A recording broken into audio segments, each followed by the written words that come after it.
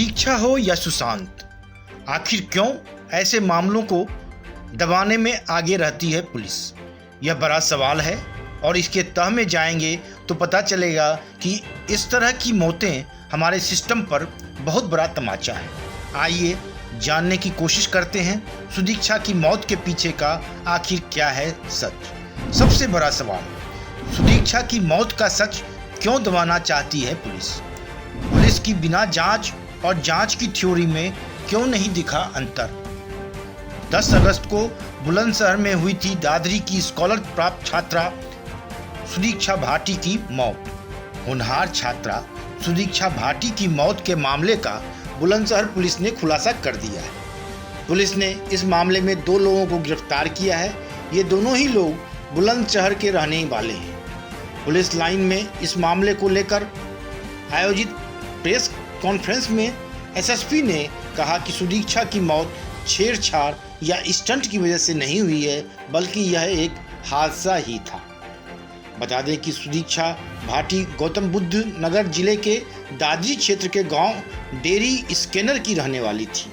Sudiksha scholar प्राप्त छात्रा थी और अमेरिका में पढ़ाई कर रही थी।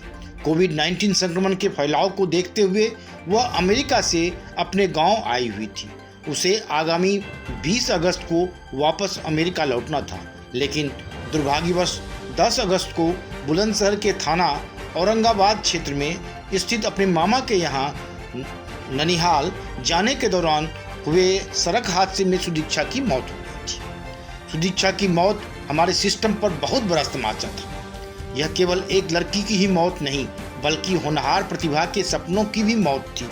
सिस्टम पर सवाल इसलिए क्योंकि उसके खुलासे में कुछ भी नया नहीं है। जो बात वह बिना जांच पड़ताल के कह रही थी, वही बात जांच के बाद भी कर रही है। क्या जांच और बिना जांच के तथ्यों में थोड़ा बहुत भी फर्क नहीं हो सकता है?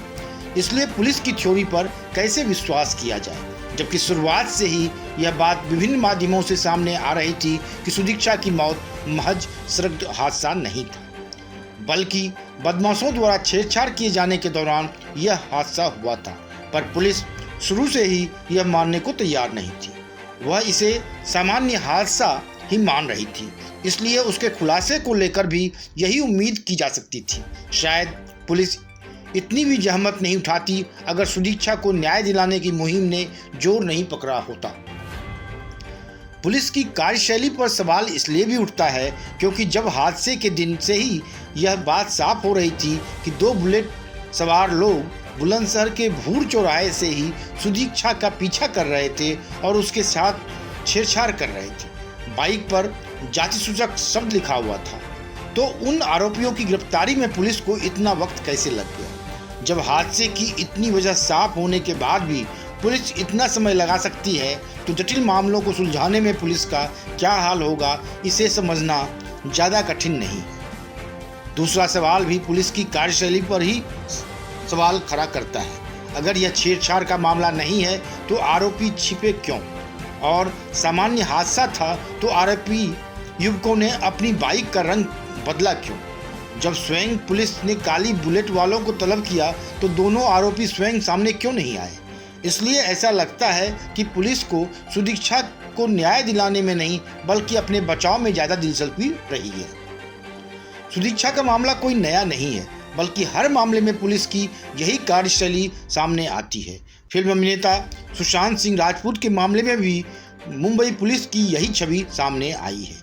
लगभग वह जांच बंद कर चुकी थी, लेकिन उसके खिलाफ जब आवाज़ बुलंद हुई तब उसे कहना पड़ा कि सुशांत मामले की न तो जांच बंद हुई है और न ही रिया चक्रवर्ती को क्लीन चिट दी गई है। लेकिन यहाँ पर भी यही सवाल खड़ा होता है कि वाकई मुंबई पुलिस ईमानदारी से यह बात कर रही है या फिर उसके इस बयान में भी कोई झोल है, क्योंकि अब इस प्रकरण में सुशांत के ही सुपुत्रों के खिलाफ ही मुहिम चलाई जाने लगी है।